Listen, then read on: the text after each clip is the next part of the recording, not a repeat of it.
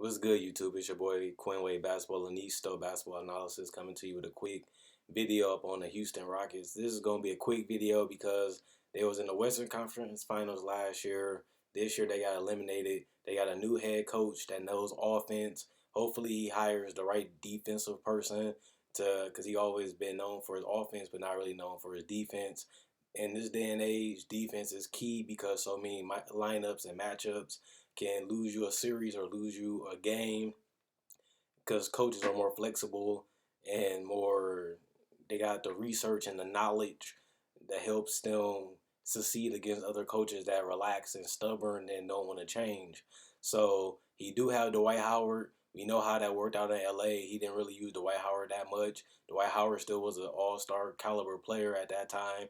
He still fed in. He still did what he had to do. He still did the dirty work. He still was an all-star, still was an all-NBA, I believe. Uh, this Dwight Howard is still a great player. He still knows how to rebound hard. He knows how to play hard. He still is one of the best defensive centers in the league. He just don't get the touches. People don't realize he just don't get the same amount of touches as he did back when he was in Orlando, back when he was in LA. It's not that he declined like terribly. It's just that he's not getting as many touches. They want him to be. He can post up. He can get some lobs. He can get some more finishes. I know he can get the easy baskets, but it's just the team is just not utilizing him right. And if he opts in, he got a player option. He can opt in and get more money next season, or he can just opt out and get more money from another team, or he can even just opt out and re-sign with the Rockets long term for 5 years. Because James Harden is still scheduled for another 2 years, so he's still gonna be stuck there anyway, unless they trade him.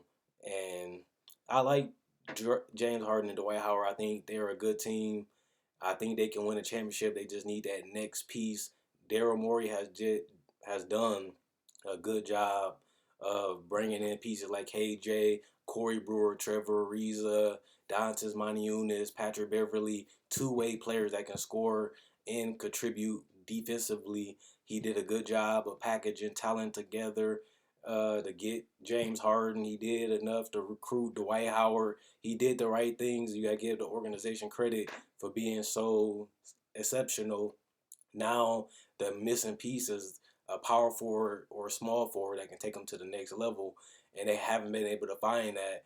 My whole key to tell y'all guys in this video, they may not be able to find that this year because the free agents just ain't there. Al Horford could be that missing piece if they can afford him. They can let go of Trevor Ariza and just use Corey Brewer. Al Horford could be that missing piece. Uh, it's some point guards in 2017.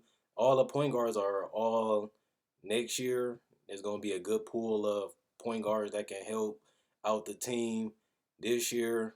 It's just not enough players that can really make an impact on the right amount of salary. Josh Smith was that guy last year that made that impact for the salary that he was on. Now they're going to have to pay him more money just to keep him, or he's just going to leave and find another place to go. But it's not really that many difference makers. They can get Chandler Parsons back. He left Dallas. He left Houston to go to Dallas. They can get him to come back on a cheaper contract because he didn't really perform up to what we thought he could be. He's still just a solid player that hasn't crossed over into an all-star caliber player yet. But Dallas, I think, gonna end up keeping him anyway because he just got to prove himself, and I think Mark Cuban believes in him. Also, you got Nicholas Batum that you can get on a decent contract that can fill that void of a stretch four or move Trevor Ariza to a stretch four on a decent contract. Ryan Anderson is another guy, but he's not known for his defense. Uh, and the last person that we can see is Jared Sullinger, but he won't make that big of a difference. They also got two big free agents, Monty Eunice and Terrence Jones. They don't have to either let them go because they can't afford to keep them both if they want to keep that max offer for the missing piece. They gotta let either one of them go or both of them go because Monty Eunice is a guy that can actually play. He can post up, he can score, he can stretch the floor to a certain extent. Terrence Jones on the same level. He's just a better ball handler. You know, people gonna want them for 40, 50 million, $60 million because they're young. So they may have to let both go, or might have to trade them off, do a sign and trade for a pick, or sign and trade for another player. But they harder to do nowadays anyway, because it's so much money that people don't even need to do the sign and trade no more. But with that being said, it's gonna be hard for the Rockets to get that piece this year unless they go after Al Horford.